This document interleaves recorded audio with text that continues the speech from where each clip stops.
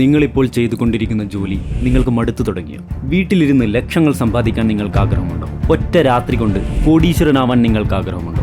ഒരു കോളേജ് ഡിഗ്രിയും വേണമെന്നില്ല, നിങ്ങൾക്കും നേടിയെടുക്കാം ഫിനാൻഷ്യൽ ഫ്രീഡം. ഞങ്ങളുടെ ബൈറിച്ച് കമ്പനിയിൽ നിക്ഷേപിക്കൂ. ദിവസങ്ങൾക്കുള്ളിൽ നിങ്ങൾക്ക് ലഭിക്കുന്നത് ലക്ഷങ്ങളുടെ വരുമാനമായിരിക്കും. ഇങ്ങനെയുള്ള മോഹന വാഗ്ദാനങ്ങൾ നിങ്ങൾക്ക് പരിചിതമായി തോന്നുന്നുണ്ടോ? എവിടെയോ കേട്ടുമറന്നതായി തോന്നുന്നുണ്ടോ?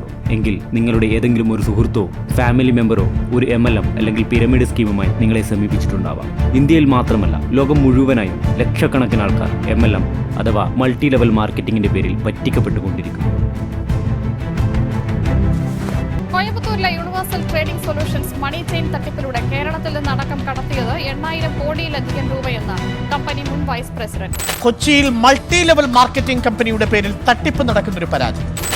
ഹൈറിച്ച് ഓൺലൈൻ ഷോപ്പിൽ നിക്ഷേപിച്ച പണം തിരികെ കിട്ടാത്ത വീട്ടമ്മയ്ക്ക് ഭീഷണിയെന്ന് പരാതി.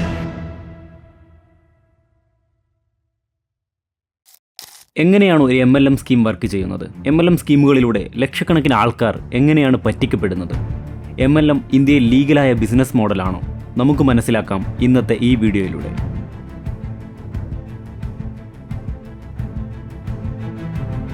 അടിസ്ഥാനപരമായി മൾട്ടി ലെവൽ മാർക്കറ്റിംഗ് ചില കമ്പനികൾ ഉപയോഗിക്കുന്ന മാർക്കറ്റിംഗ് ടെക്നിക്കാണ്. സാധാരണ കമ്പനിയുമായി ഇതിനെന്താണ് വ്യത്യാസമെന്ന് നോക്കാം. ബ്യൂട്ടി പ്രൊഡക്ട്സ് നിർമ്മിക്കുന്ന ഒരു കമ്പനിയെ ഉദാഹരണമായി എടുക്കാം. കമ്പനി നിർമ്മിച്ച ഈ പ്രൊഡക്റ്റ് ഷോപ്പിംഗ് മാളുകൾ അല്ലെങ്കിൽ കടയുടമകൾ പോലുള്ള ഡിസ്ട്രിബ്യൂട്ടേഴ്സിലേക്ക് പോകുന്നു. ഈ പ്രൊഡക്റ്റ് ആവശ്യമുള്ളവർ ഇത് കടകളിൽ പോയി വാങ്ങുന്നു. അതായത് ഒരു സാധാരണ കമ്പനിയുടെ ഫ്ലോ ചാർട്ട് ഇങ്ങനെയായിരിക്കും: വിൽപ്പനക്കാർ, ഡിസ്ട്രിബ്യൂട്ടേഴ്സ്, കൺസ്യൂമേഴ്സ്. എന്നാൽ ഒരു ഫ്രോഡ് MLM കമ്പനിയിൽ എന്താണ് സംഭവിക്കുന്നത്? ഇവിടെ ഡിസ്ട്രിബ്യൂട്ടേഴ്സ് തന്നെയാണ് കൺസ്യൂമേഴ്സ്. കമ്പനി പറയുന്നത് നിങ്ങൾ ഡിസ്ട്രിബ്യൂട്ടേഴ്സ് ആണ്, പാർട്ട്നേഴ്സ് ആണ് എന്നൊക്കെയാണെങ്കിലും യഥാർത്ഥത്തിൽ നിങ്ങൾ കമ്പനിയുടെ കൺസ്യൂമേഴ്സ് ആണ്. കമ്പനിയിൽ ജോയിൻ ചെയ്യാൻ കുറച്ച് തുക നിക്ഷേപിക്കണമെന്ന് ഈ MLM കമ്പനികളെല്ലാം ആവശ്യപ്പെടും. എന്നാൽ അവർ നിങ്ങളിൽ നിന്ന് നേരിട്ട് പണം സ്വീകരിക്കില്ല. അവരുടെ സ്റ്റാർട്ടർ പാക്ക് വാങ്ങാനോ ഏതെങ്കിലും ഒരു പ്രൊഡക്റ്റ് വാങ്ങാനോ ആയിരിക്കും നിങ്ങളോട് ആവശ്യപ്പെടുന്നത്. മാർക്കറ്റ് വാല്യൂവിനേക്കാൾ 10 മടങ്ങ് വിലയുണ്ടാവും ഈ പ്രൊഡക്റ്റുകൾക്ക്. കമ്പനിയുടെ പ്രൊഡക്റ്റ് വാങ്ങുന്നതിലൂടെ നിങ്ങളും കമ്പനിയുടെ ഒരു ഡിസ്ട്രിബ്യൂട്ടറായി മാറുന്നു. ഇനി നമുക്ക് പിരമിഡ് സ്കീം എന്താണെന്ന് നോക്കാം. പിരമിഡ് സ്കീം പ്രവർത്തിക്കുന്നതും ഇതേ രീതിയിൽ തന്നെയാണ്. പണം നിക്ഷേപിക്കാൻ ആളുകളോട് ആവശ്യപ്പെടുന്നു, എന്നാൽ ഇവിടെ പകരമായി പ്രൊഡക്റ്റുകളൊന്നും നൽകുന്നില്ല.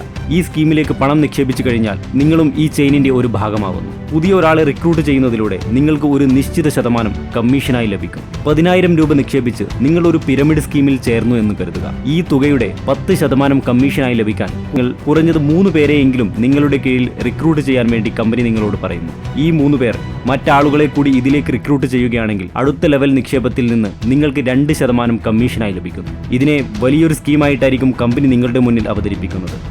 നിങ്ങൾ 3 പേരെ കണ്ടെത്തുന്നു, ആ 3 പേർ മറ്റൊരു 3 പേരെ കണ്ടെത്തുന്നു. ഈ നെറ്റ്വർക്ക് വളർന്നുകൊണ്ടേയിരിക്കുകയും ദിവസങ്ങൾ കൊണ്ട് നിങ്ങൾക്ക് കോടികൾ വരുമാനം ലഭിക്കുകയും ചെയ്യുന്നു. എന്നാൽ യാഥാർത്ഥ്യം മറ്റൊന്നാണ്. ഈ പിരമിഡ് സ്കീമിൽ ജോയിൻ ചെയ്യുമ്പോൾ നിങ്ങൾ കരുതുക നിങ്ങൾ പിരമിഡിന്റെ ഏറ്റവും മുകളിലാണെന്നായിരിക്കും. എന്നാൽ വാസ്തവത്തിൽ നിങ്ങൾ ഈ സ്കീമിന്റെ ഏറ്റവും താഴെയായിരിക്കും ഉണ്ടാവുന്നത്. മുകളിൽ നിൽക്കുന്ന 0.1% ആളുകൾ മാത്രമാണ് മുൻപ് പറഞ്ഞതുപോലെ കോടികൾ ലാഭം നേടുന്നത്. പുതിയ ആളുകളെ കണ്ടെത്താൻ കഴിയാതെ ബാക്കി 99% പേരും പണം നിക്ഷേപിച്ചതിന് ശേഷം നഷ്ടത്തിലാവുന്നു. ഇനി MLM സ്കീം ലീഗലാണോ എന്ന് നോക്കാം. ഇന്ത്യ ഉൾപ്പെടെ മിക്ക രാജ്യങ്ങളിലും പിരമിഡ് സ്കീം നിയമവിരുദ്ധമാണെങ്കിലും മൾട്ടി ലെവൽ മാർക്കറ്റിംഗ് നിയമപരമാണ്. എന്നാൽ മിക്ക MLM കമ്പനികളും ഞങ്ങൾ ഒരു പ്രൊഡക്റ്റ് ഡയറക്റ്റ് സെല്ലിംഗ് ചെയ്യുകയാണെന്ന് കാണിച്ച് പിരമിഡ് സ്കീം തന്നെയാണ് റൺ ചെയ്യുന്നത്. ശക്തമായ പരാതികൾ വരുമ്പോൾ മാത്രമാണ് ഇതുപോലുള്ള ഫ്രോഡ് MLM കമ്പനികൾ പിടിക്കപ്പെടുന്നതും ബാൻ ചെയ്യപ്പെടുന്നതും. ഓരോ MLM കമ്പനിയുടെയും മെയിൻ ഫോക്കസ് ഈ നെറ്റ്വർക്കിലേക്ക് പുതിയ ആളുകളെ റിക്രൂട്ട് ചെയ്യുന്നതിലായിരിക്കും. ഈ റിക്രൂട്ട് ചെയ്യപ്പെടുന്നവർ നിക്ഷേപിക്കുന്ന പണമായിരിക്കും ഇവരുടെ ഭൂരിഭാഗം വരുമാനവും. ഇതിനായി അവർ സെമിനാറുകളും മോട്ടിവേഷണൽ ക്ലാസുകളും നടത്തിക്കൊണ്ടേയിരിക്കും. ഈ സെമിനാറുകളിലേക്ക് കൂടുതൽ ആളുകളെ എത്തിക്കുക എന്നതായിരിക്കും ഓരോ ഡിസ്ട്രിബ്യൂട്ടറിന്റെയും പ്രധാന ജോലി. ഒരു പ്രത്യേക പോസിറ്റീവ് എനർജി ആയിരിക്കും നിങ്ങൾക്ക് സെമിനാറുകളിൽ അനുഭവപ്പെടുന്നത്. എല്ലാവരും പരസ്പരം സർ എന്ന് വിളിച്ചായിരിക്കും അഭിസംബോധന ചെയ്യുന്നത്. സ്റ്റേജിലേക്ക് ഓരോരുത്തരായി വന്ന് തങ്ങളുടെ അനുഭവങ്ങൾ പറഞ്ഞു തുടങ്ങുന്നു. ഈ കമ്പനിയിലൂടെ നേടിയ നേട്ടങ്ങൾ പങ്കുവെക്കുന്നു. പുതിയതായി വാങ്ങിയ കാറിനെ കുറിച്ചും കഴിഞ്ഞ മാസം നടത്തിയ ഫോറിൻ ഹോളിഡേ ട്രിപ്പിനെ കുറിച്ചും വിവരിക്കുന്നു. ഇതിനോരോന്നിനും നിറഞ്ഞ കയ്യടിയായിരിക്കും സദസ്സ് മുഴുവൻ. നിങ്ങൾക്കും വല്ലാത്തൊരു പോസിറ്റീവ് എനർജി ഫീൽ ചെയ്യും. ഒരു ആത്മവിശ്വാസമൊക്കെ തോന്നി തുടങ്ങും. ഇത്രയും മികച്ച ഒരു അവസരം ലഭിക്കുമ്പോൾ നിങ്ങൾ എന്തിന് നോ പറയണം? ഇതിലൂടെ നിങ്ങൾക്ക് എന്തെല്ലാം നേടിയെടുക്കാൻ കഴിയും. അവസാനം നിങ്ങളും ഈ MLM സ്കീമിന്റെ ഭാഗമാവാൻ തീരുമാനിക്കുന്നു. എല്ലാ ആഴ്ചയിലും അവർ മോട്ടിവേഷണൽ ക്ലാസുകൾ സംഘടിപ്പിക്കും. എപ്പോഴും പോസിറ്റീവ് ചിന്താഗതി നിലനിർത്താൻ നിങ്ങളോട് ആവശ്യപ്പെടും. ഈ ക്ലാസുകളിലൂടെ കമ്പനിക്ക് ആവശ്യമായ രീതിയിൽ അവർ നിങ്ങളെ മാനിപ്പുലേറ്റ് ചെയ്യുന്നു. നിങ്ങളുടെ ചിന്തകളെ മാനിപ്പുലേറ്റ് ചെയ്ത് നിങ്ങളെ എപ്പോഴും കമ്പനിയുമായി വിധേയപ്പെട്ട് നിലനിർത്താൻ അവർക്ക് സാധിക്കുന്നു. ഫ്രോഡ് MLM കമ്പനിയിൽ നിക്ഷേപിച്ച് പണം നഷ്ടപ്പെട്ടവർ പോലും കമ്പനി ഫ്രോഡാണെന്ന് അംഗീകരിക്കാനോ കമ്പനിക്കെതിരെ പരാതി കൊടുക്കാനോ തയ്യാറാകാത്തതിന് കാരണം ഇതാണ്. ഇനി നിങ്ങളുടെ നന്മ ആഗ്രഹിക്കുന്ന ഏതെങ്കിലും ഒരു സുഹൃത്തോ വീട്ടുകാരോ നിങ്ങളോട് MLM കമ്പനിയുടെ തട്ടിപ്പുകളെക്കുറിച്ച് പറയുകയാണെങ്കിൽ അവരെല്ലാം നെഗറ്റീവ് ആളുകളാണെന്നും അങ്ങനെയുള്ളവരെ ജീവിതത്തിൽ നിന്ന് അകറ്റി നിർത്തണമെന്നും കമ്പനി നിങ്ങളോട് ആവശ്യപ്പെടുന്നു. ഈ കാരണങ്ങൾ കൊണ്ട് തന്നെ MLM തട്ടിപ്പിന് ഇരയായവർ അവരുടെ സുഹൃത്തുക്കളിൽ നിന്നും കുടുംബങ്ങളിൽ നിന്നും അകന്നു പോകുന്നു. ഇപ്പോൾ MLM കമ്പനിയുമായി അസോസിയേറ്റഡ് ആയ ആളുകളോട് ചോദിക്കുകയാണ്, നിങ്ങൾ കമ്പനിയുടെ പ്രൊഡക്റ്റ് വാങ്ങാൻ വേണ്ടിയാണോ ഈ നെറ്റ്വർക്കിൽ ജോയിൻ ചെയ്തത്, അതോ നെറ്റ്വർക്കിലേക്ക് കൂടുതലായി ആളുകളെ റിക്രൂട്ട് ചെയ്ത് പെട്ടെന്ന് പണമുണ്ടാക്കാം എന്ന ആഗ്രഹത്തിലോ? എന്നാൽ നിങ്ങൾ മനസ്സിലാക്കേണ്ടത് പ്രൊഡക്റ്റുകളോടൊപ്പം അവർ നിങ്ങൾക്ക് വിറ്റത് സ്വപ്നങ്ങൾ കൂടിയായിരുന്നു. നിങ്ങൾ നിങ്ങളോട് തന്നെ ചോദിച്ചു നോക്കൂ, അവർ നിങ്ങൾക്ക് വാഗ്ദാനം ചെയ്ത ലക്ഷറി ലൈഫും ഫിനാൻഷ്യൽ ഫ്രീഡവും ഫോറിൻ ട്രിപ്പുകളും ഒന്നുമില്ലായിരുന്നെങ്കിൽ നിങ്ങൾ ഇത്രയും എക്സ്പെൻസീവായ പ്രൊഡക്റ്റ് ഈ MLM കമ്പനികളിൽ നിന്ന് വാങ്ങുമായിരുന്നു? ഒരിക്കലുമില്ല. നിങ്ങൾ ഇതെല്ലാം ചെയ്തത് അവരുടെ മോഹന വാഗ്ദാനങ്ങളിൽ വീണുപോയതുകൊണ്ട് മാത്രമായിരിക്കും. ആരെയാണ് ഈ MLM കമ്പനികൾ ടാർഗറ്റ് ചെയ്യുന്നത് എന്ന് നോക്കാം. ഈ കമ്പനികൾ സാധാരണയായി തൊഴിലില്ലാത്തവരെയും വീട്ടമ്മമാരെയും കോളേജ് വിദ്യാർത്ഥികളെയുമൊക്കെയായിരിക്കും ലക്ഷ്യമിടുന്നത്. സ്കൂൾ കോളേജ് വിദ്യാർത്ഥികളെ കെണിയിലാക്കി തലസ്ഥാനത്ത് മണി ചെയിൻ തട്ടിപ്പ്. ചരട് വലിക്കുന്നത് കാണാമറയത്തിരുന്നാണെങ്കിലും മുന്നിൽ നിർത്തിയിരിക്കുന്നത് വിദ്യാർത്ഥികളെ തന്നെയാണ്. 10ാം ക്ലാസ് മുതൽ പ്രൊഫഷണൽ കോഴ്സുകളിൽ പഠിക്കുന്നവർ വരെ ഇടപാടുകാർ. വിശ്വസനീയതയ്ക്ക് മലേഷ്യൻ ട്രിപ്പ് മുതൽ ലാഭത്തിന്റെ കണക്ക് വരെ. ഇവരിലേക്ക് കമ്പനി യാഥാർത്ഥ്യമല്ലാത്ത വാഗ്ദാനങ്ങൾ നൽകുന്നു. അവരുടെ കമ്പനിയിൽ ചേരുന്നതോടെ നിങ്ങളും ഒരു ബിസിനസ് പാർട്ണർ ആവുകയാണെന്ന് അവർ അവകാശപ്പെടുന്നു. എന്നാൽ വാസ്തവത്തിൽ എന്താണ് സംഭവിക്കുന്നത്? ഇത്തരം സ്കീമുകളിൽ കുടുങ്ങിയ ആളുകളുടെ അഭിമുഖം കണ്ടാൽ ഈ കമ്പനിയിൽ നിക്ഷേപിക്കാൻ വായ്പ എടുത്ത, വീട് നഷ്ടപ്പെട്ട, ആളുകൾക്ക് കടം വീട്ടാൻ കഴിയാതെ വന്ന കഥകൾ നിങ്ങൾക്ക് കേൾക്കാം. പണയം വെച്ച് 5 ലക്ഷം രൂപ ഒറ്റയടിക്ക് എടുത്ത് അങ്ങോട്ട് കൊടുക്കുന്നുണ്ടാവും.